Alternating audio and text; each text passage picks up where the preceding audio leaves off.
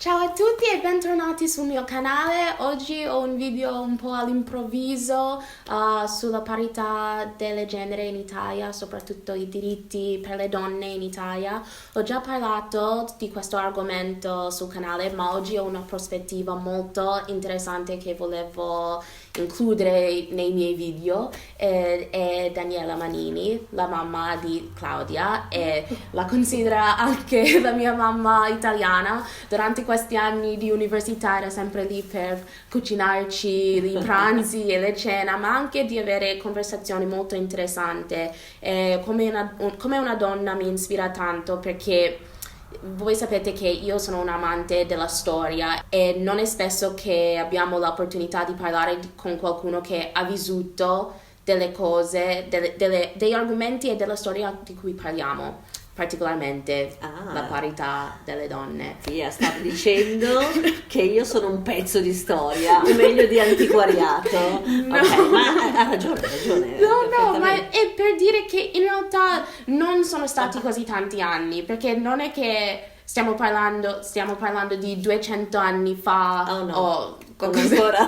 No, ma 60 anni rispetto della storia sono pochissimi e non è sempre che la mia generazione abbiamo l'opportunità di sentire com'era da qualcuno che c'era lì.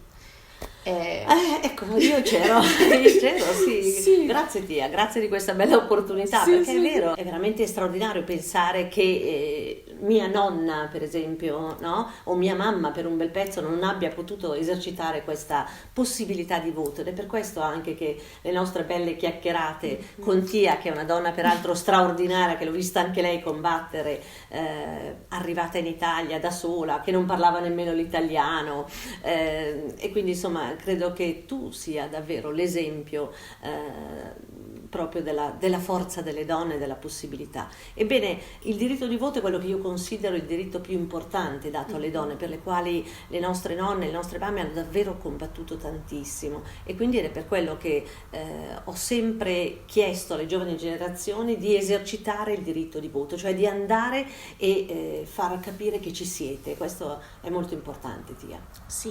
Per noi è un po' scontato perché oggi i problemi delle donne sono un po' diversi. In realtà volevo chiederti cosa erano i diritti e i problemi che combattevano tipo negli anni 70 durante il vero femminismo. Ecco, noi abbiamo conosciuto il femminismo, noi l'abbiamo combattuto, e tra le luci e le ombre del femminismo, ma soprattutto era una grande storia di diritto per il lavoro delle donne. Guardate che le condizioni in cui hanno lavorato le nostre mamme, mia madre, mia nonna, erano condizioni spaventose, senza interruzioni per le maternità, senza diritti, quindi ci sono state le grandi conquiste accanto al diritto di voto, un diritto a un lavoro fatto in condizioni non tragiche.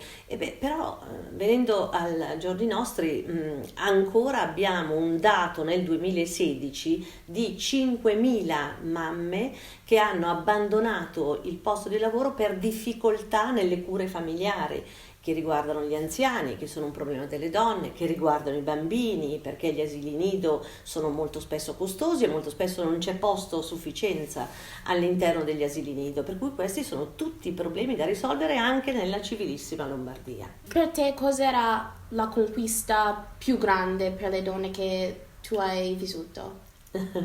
Beh, la conquista più grande è avere una effettiva e concreta parità di genere, cioè partire nelle stesse condizioni per arrivare a parità di condizioni negli stessi posti di lavoro. Guardate che ci siamo? Non ci siamo ancora. Non ci siamo ancora perché negli apicali, cioè nelle sfere elevate delle società, insomma le ragazze, tu lo sai bene, Claudia lo sa bene, tante giovani lo sanno, voi siete molto bravi, vi laureate prima degli uomini, siete migliori a scuola, ma è poi nel posto di lavoro che si cominciano a vedere le grandi disparità. Perché? Sì. Perché a parità di condizioni ci sono degli uomini, e ahimè ancora nei colloqui di lavoro vi chiederanno, e questo mettetevelo per certo perché sarà così, se avete intenzione di fare dei figli.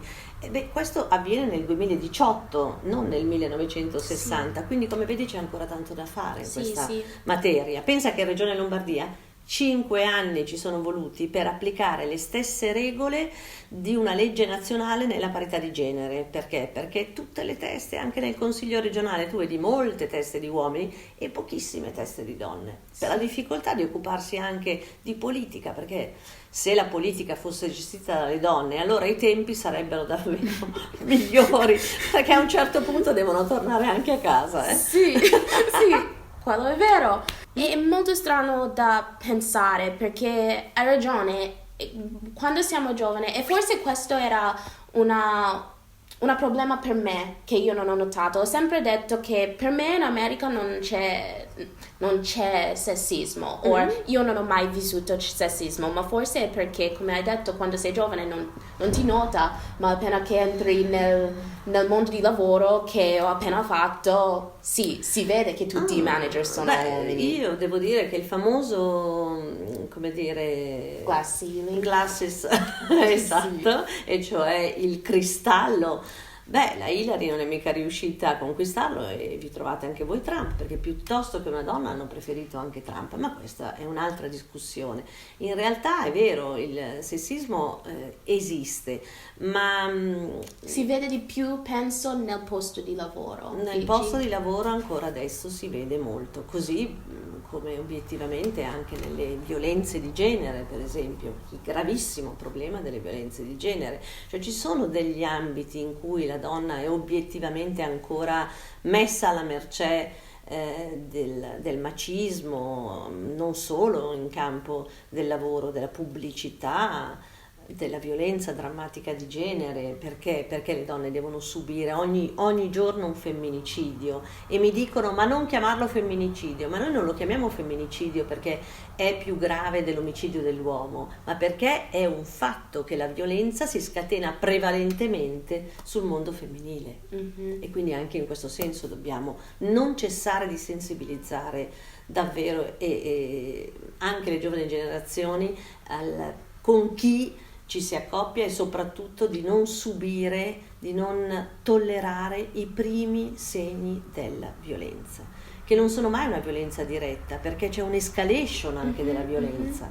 Ma è anche interessante per vedere cos'è visto come normale, perché come sapete ho avuto un episodio il mese scorso con un altro youtuber che lui ha fatto una battuta su di me, e tipo nella mia mente penso che in America questa battuta sarebbe visto come un insulto sessista, mentre qua ho visto tante persone che hanno detto: no, ma dai, ti era una battuta, era un complimento, non devi E prendersela qual era così. questo complimento, questa battuta? Dai, dimmelo che faccio l'avvocato.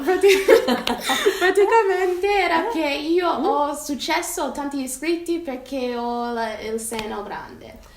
Va bene, ecco, questo non è una battuta, è un'intollerabile, comunicazione obiettivamente da non E da io non ero tollerare. scioccata quante persone veramente hanno detto con buona fede che no, ma non è così seria. È solo questo. Vabbè, ecco, Quindi- il web, dobbiamo renderci conto che anche il web, con il passamontagna e i leoni da tastiera, sai, Sì. c'è un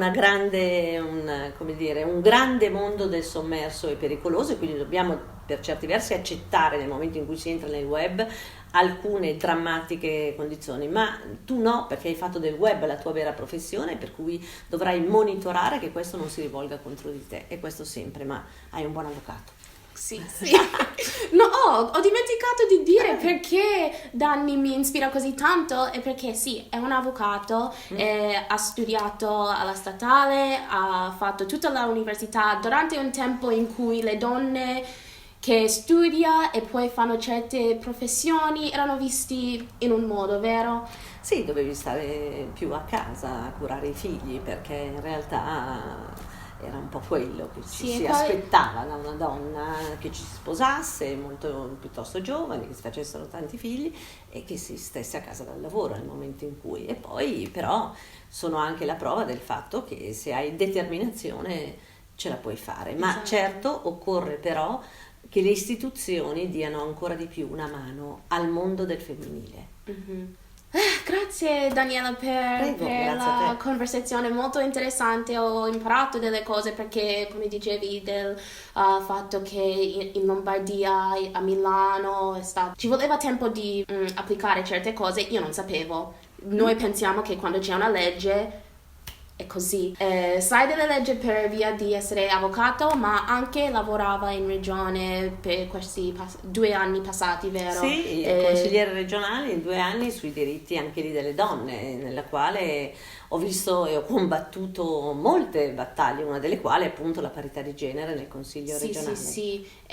Sei anche in queste elezioni 4 marzo e incrociamo le dita per te perché no, se avessi l'opportunità di votare ti voterei Allora No, diciamo giuro. grande Tia.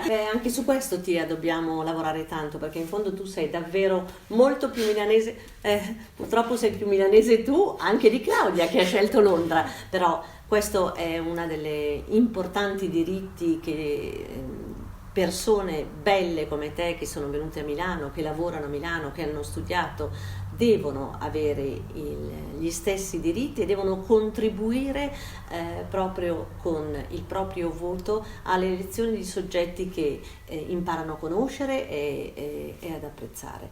E quindi questo è uno dei grandissimi lavori che dobbiamo fare insieme. Ok, beh, grazie ancora Daniela per essere venuta sul mio canale, è stato davvero un onore. No, l'onore è tutto mio. E quindi voi scrivete nei commenti i vostri domande e risponderò io e forse anche Daniela può rispondere nei commenti. Se volete, sì. E niente, spero che vi sia piaciuto questo video e ci vediamo nel prossimo. Mua.